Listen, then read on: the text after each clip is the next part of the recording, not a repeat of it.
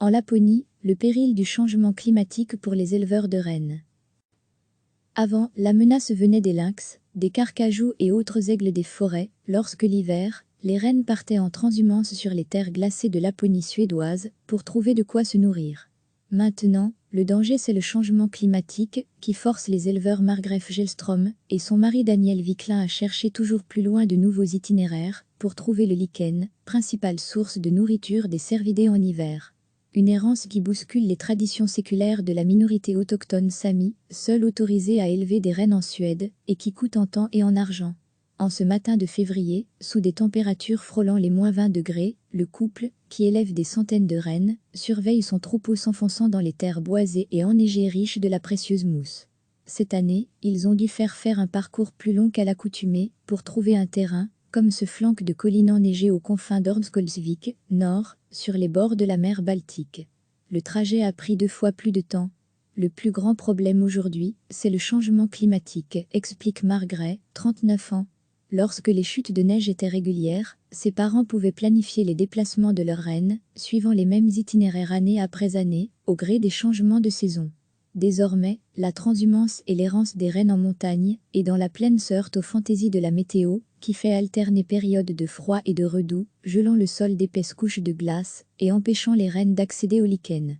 Il peut pleuvoir en janvier, il peut neiger en mai, il n'y a plus de logique, poursuit-elle.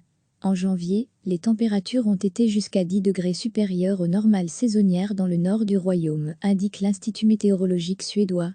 Entre 1991 et 2019, certaines parties du nord et de l'est de la Suède ont connu une augmentation des températures moyennes de près de 2 degrés par rapport à la période 1860 à 1900, d'après un rapport de l'Institut. Chaque hiver, Margrethe et Daniel mènent leurs rennes de Dikana, un village des contreforts des Alpes scandinaves situé à 800 km au nord de Stockholm, jusqu'aux plaines d'Örnsköldsvik. Pour dénicher les zones riches en lichen, ils passent 2 mois à explorer des espaces souvent inconnus, avant d'y conduire depuis les pâturages d'été leurs troupeaux. Il doit en chemin braver autoroutes, parcs éoliens et autres projets hydroélectriques.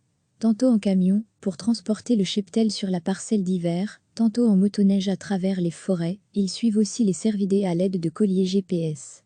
En cette journée d'hiver, son chien à ses côtés, Daniel, proche de la quarantaine, observe le troupeau disparaître dans la forêt, avant de lancer un drone qui lui permet de suivre ses bêtes, lorsqu'il n'y a pas assez de neige, pour utiliser la motoneige.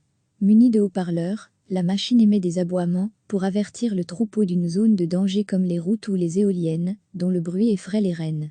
De plus en plus de jours, il n'y a que quelques centimètres de neige, dit-il. C'est une façon de s'adapter. Les éleveurs de rennes Sami et leurs troupeaux sont particulièrement vulnérables au changement climatique, estiment des chercheurs comme Gunhild Rosqvist, qui étudie ses effets dans les environnements montagneux et polaires à l'université de Stockholm. Le peuple Sami, ou Sam est autrefois appelé Lapon, compte 80 000 à 100 000 personnes, dans les contrées de l'Arctique en Suède, Finlande, Norvège et Russie. Sur tout le septentrion nordique, les rennes sont domestiquées pour leur viande, leur fourrure et leur bois destinés à l'artisanat, et parfois évoluent à l'état sauvage comme en Norvège. Le réchauffement climatique altère les conditions de la végétation, menace le bien-être des rennes et leur accès à la nourriture, rapportait en 2019 une étude de l'Université d'Oulu en Finlande et du Centre pour la recherche environnementale de l'Université de Laponie. Et par là, l'équilibre économique de la population liée à l'élevage de rennes. Margrethe Gillström et Daniel Wiklund ont dû réduire leurs troupeaux pour s'assurer que chaque animal ait de quoi se nourrir. Quand il n'y a pas assez de lichen, ils doivent compléter avec du fourrage, onéreux. En ce début février, au marché annuel Sami de Jokkmokk, sur le cercle polaire, où marmites de ragoût de rennes à la vapeur, côtoie-peau de bêtes et autres couteaux en bois sculptés, c'est toute une communauté qui se dit préoccupée. L'élevage des rennes est pratiqué depuis des centaines d'années et constitue une part importante de la culture Sami, explique Gjela Caronson, chercheur au musée de Jokkmokk. La viande de renne est un produit important, beaucoup de personnes sont indirectement liées à cet élevage, poursuit-il. Selon le Parlement Sami, 2000 personnes dépendent directement de l'élevage de rennes en Suède, pour un peu plus de 250 000 bêtes. À l'écart des touristes et des stands, de jeunes militants Sami sont venus en tenue traditionnelle brodée de bleu et de rouge pour participer à une grève pour le climat. Parmi eux, Alva, la fille de Margrethe et Daniel, qui à 17 ans se voit plus tard à la tête d'un troupeau de rennes, comme ses aïeux. Mais aujourd'hui plus rien n'est sûr. Je veux donner à mes enfants la possibilité de faire ça, dit son père. Mais le changement climatique pourrait venir détruire ce rêve. Avant, la menace venait des lynx, des carcajous et autres aigles des forêts. Lorsque l'hiver, les rennes partaient en transhumance sur les terres glacées de Laponie suédoise pour trouver de quoi se nourrir. Maintenant, le danger c'est le changement climatique qui force les éleveurs Margrethe Gelström et son mari Daniel Wiklund à chercher toujours plus loin de nouveaux itinéraires pour trouver le lichen, principale source de nourriture des cervidés en hiver. Une errance qui bouscule les traditions séculaires de la minorité autochtone Sami, seule autorisée à élever des rennes en Suède, et qui coûte en temps et en argent. En ce matin de février, sous des températures frôlant les -20 degrés, le couple, qui élève des centaines de rennes, surveille son troupeau s'enfonçant dans les terres boisées et enneigées riches de la précieuse mousse. Cette année, ils ont dû faire un parcours plus long qu'à l'accoutumée pour trouver un terrain, comme ce flanc de collines enneigées aux confins d'Ormskolsvik, nord, sur les bords de la mer Baltique. Le trajet a pris 2 fois plus de temps. Le plus grand problème aujourd'hui, c'est le changement climatique, explique Margrethe, 39 ans. Lorsque les chutes de neige étaient régulières, ses parents pouvaient planifier les déplacements de leurs rennes, suivant les mêmes itinéraires année après année, au gré des changements de saison.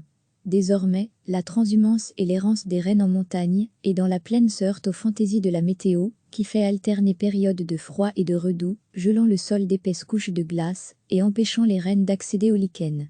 Il peut pleuvoir en janvier, il peut neiger en mai, il n'y a plus de logique, poursuit-elle.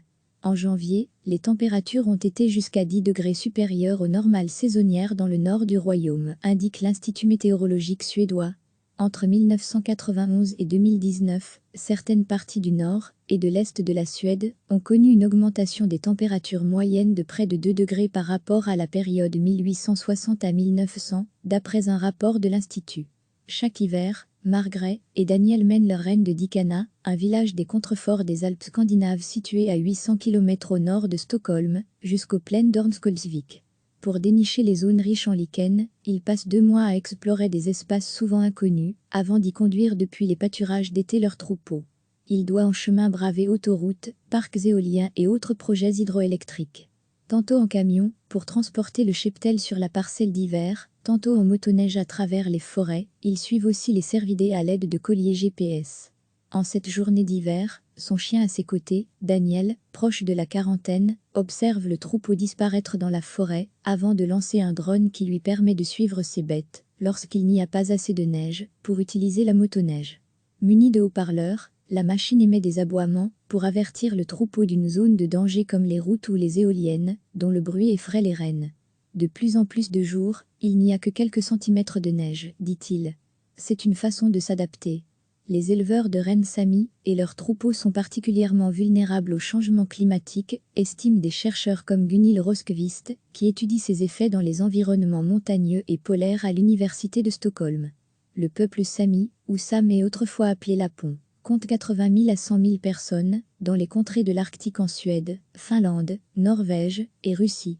Sur tout le septentrion nordique, les rennes sont domestiquées pour leur viande, leur fourrure et leur bois destinés à l'artisanat, et parfois évoluent à l'état sauvage comme en Norvège. Le réchauffement climatique altère les conditions de la végétation, menace le bien-être des rennes et leur accès à la nourriture, rapportait en 2019 une étude de l'université d'Oulu en Finlande et du Centre pour la recherche environnementale de l'université de Laponie. Et par là, l'équilibre économique de la population liée à l'élevage de rennes. Margrethe Gelström et Daniel Wiklund ont dû réduire leurs troupeaux pour s'assurer que chaque animal ait de quoi se nourrir. Quand il n'y a pas assez de lichen, ils doivent compléter avec du fourrage, onéreux. En ce début février, au marché annuel Sami de Jokkmokk, sur le cercle polaire, où marmites de ragoût de rennes à la vapeur, côtoie-peau de bêtes et autres couteaux en bois sculptés, c'est toute une communauté qui se dit préoccupée. L'élevage des rennes est pratiqué depuis des centaines d'années et constitue une part importante de la culture Sami, explique Gjela Caronson, chercheur au musée de Jokkmokk. La viande de renne est un produit important, beaucoup de personnes sont indirectement liées à cet élevage, poursuit-il. Selon le Parlement Sami, 2000 personnes dépendent directement de l'élevage de rennes en Suède, pour un peu plus de 250 000 bêtes. À l'écart des touristes et des stands, de jeunes militants Sami sont venus en tenue traditionnelle brodée de bleu et de rouge pour participer à une grève pour le climat. Parmi eux, Alva, la fille de Margrethe et Daniel, qui à 17 ans se voit plus tard à la tête d'un troupeau de rennes, comme ses aïeux. Mais aujourd'hui plus rien n'est sûr. Je veux donner à mes enfants la possibilité de faire ça, dit son père. Mais le changement climatique pourrait venir détruire ce rêve. Cliquez sur s'abonner pour recevoir les dernières nouvelles.